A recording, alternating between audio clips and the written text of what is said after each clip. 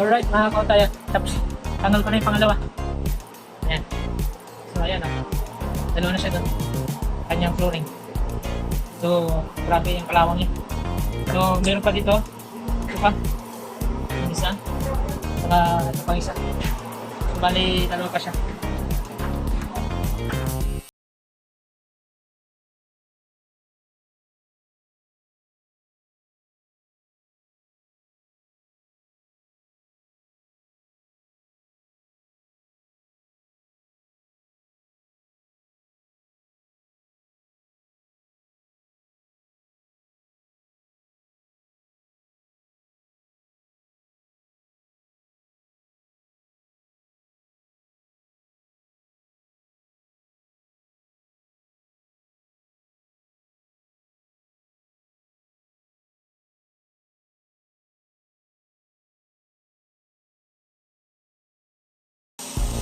Yan.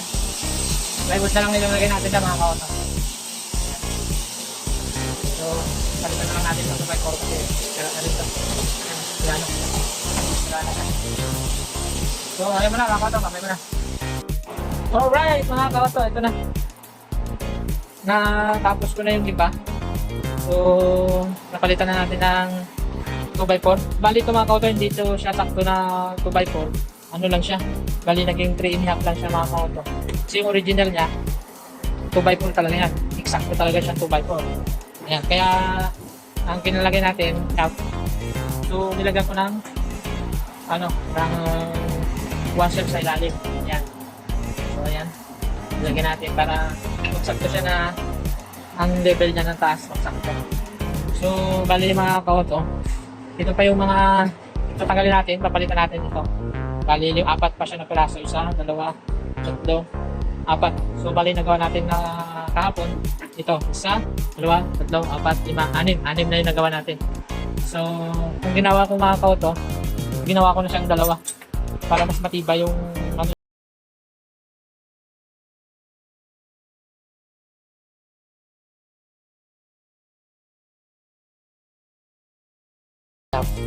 So ito kasi yung original isa lang siya. Kaya ginawa ko 2 na ng bawat niya, 2. Ayan.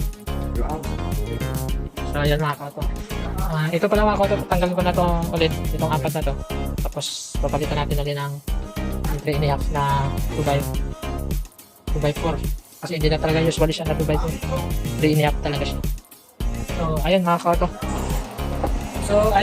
Sobrang pinalawang na yung bolt niya.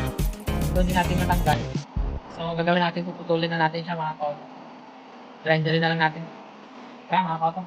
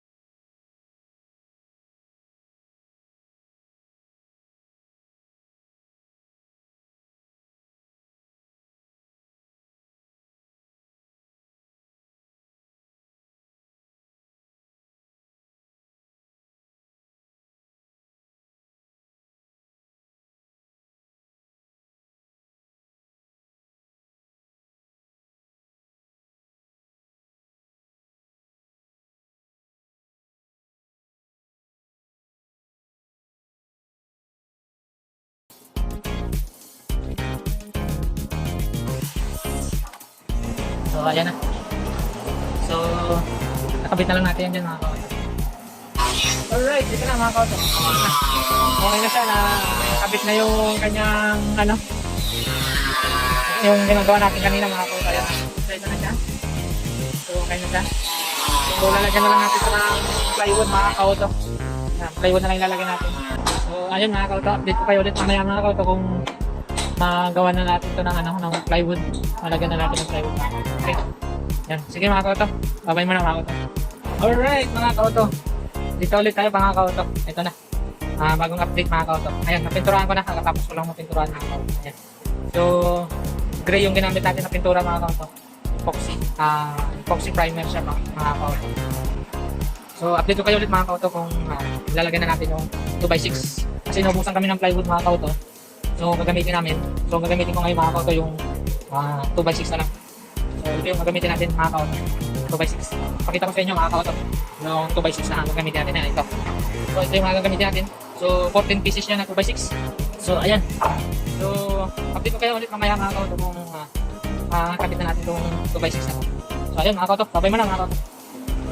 Alright mga kauto. Ito na. Update mga kauto. Ayan. So, nalagay na yung 2x6. So, ayan. Nalagay na siya. So, bali, gagawin dito mga ka-auto. Nalagyan na lang ng metal screw. Metal screw. So, ito mga gagamitin namin mga ka-auto. Wood screw. Wood screw. Tapos, ito mga wood screw yung gagamitin namin. Alright, mga ka-auto. Ito na. Natapos na yung ano. Tapos na rin itong ano niya, bed niya. Ayan. 2x6 na ang nilagay natin na bed. Dito sa bed 2x6 na ano, plywood. Plywood na kahoy. Ayan. So, ayan. Tapos siya mga kauto. So, ayan na. So, tinanggal ko na yung window niya dun sa kabila. Yung larang sa kabila na sa likod. Kasi ito, kabila tapos na pinturahan ko na ito mga kauto. Ayan. Pinturahan na ng gray. So, tapos na siya. So, yung side na ito. So, ito naman yung isa, kapalitan. Ayan, kapalitan natin ito mga kauto. Ito yung para sa likod. Dito yan mga kauto. Dito yan. Tinanggal ko na. Natanggal ko lang. So, tapos, ito yung sa side. So, napagtanggal ko na yung plywood dito sa ano, dito sa kanya. Yan, natanggal ko na siya. Tanggal ko na siya dito sa side. So, ito yung plywood na tinanggal ko niya. Sira-sira na dito. So, papalitan natin yan ng plywood tapos pinturahan natin. Lahat na ito, pinturahan na natin mga kauto. Natapos na natin yung kabilang door. So, ito, tapos na itong door na to. Yan. Tapos na to. So, pininturahan na. So, ayan. So, update ko kayo ulit mga kauto kapag natapos na itong pinturahan tapos nagawa na rin yung mga door. Sige, sige mo na mga kauto, babay na.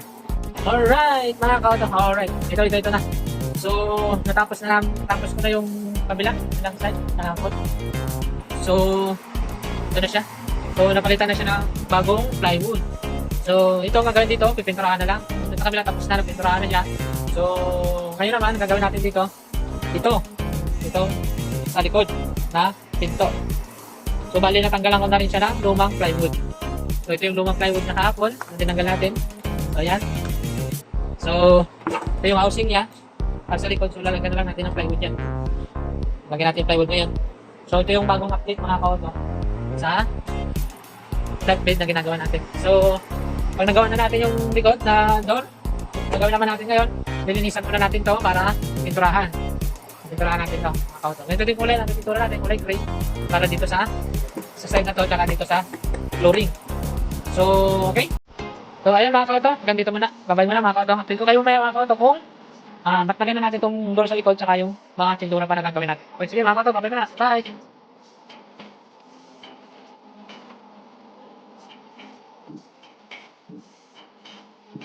So, yan na mga kauto. Tapos na. Tapos na yung side door. Sunod ko naman itong pinto, sa pinto na to. Alright mga kauto, ito na update mga kauto ngayon. Yan, tapos na. Tapos siya pinturahan. Hindi na lang, konti na lang doon sa dulo. Yan, tapos siya. So, ayun, ito na ang bagong update mga kauto. So, okay na siya, kulay gray na siya lahat. So, okay na rin po siya doon. Pero yung pinaka-head nito mga kauto, hindi na natin pinturahan. Puti ang pipintura natin dito. So, ito lang bed lang ating pininturahan ng kulay gray. So, ayan, tapos na siya mga kauto. So, ayun mga kauto. So, okay na siya. So, update ko kayo ulit mga kauto mamaya. Kung okay na to. Ilalabas natin ito dito mamaya mga kauto. Hindi mo na, babay na muna mga kauto. Bye. Mga kauto, alright. Ito na pala yung bagong update mga kauto. Tapos na siya. So, flat din na ginagawa namin. So ayun na, napintura na siya. Nagamit na rin pala ito kahapon sa pag-deliver. So hindi ko na siya na-video na agad. Kaya ayan, may dumi na siya. Kasi nagamit na siya kahapon sa pag-deliver ng mga plywood tsaka mga bakal. Ayun. So ito na ang flat din na ginagawa mga kauto. Tapos na puro green na siya lahat. So ayun mga kauto, at hanggang dito lang ang video. Maraming salamat po sa inyo lahat mga kauto. Mga hindi pa po nakapag-subscribe sa akin, please do subscribe and click the notification bell para maging updated kayo sa mga video na aking i-upload mga kauto. Maraming salamat po mga kauto. Bye-bye!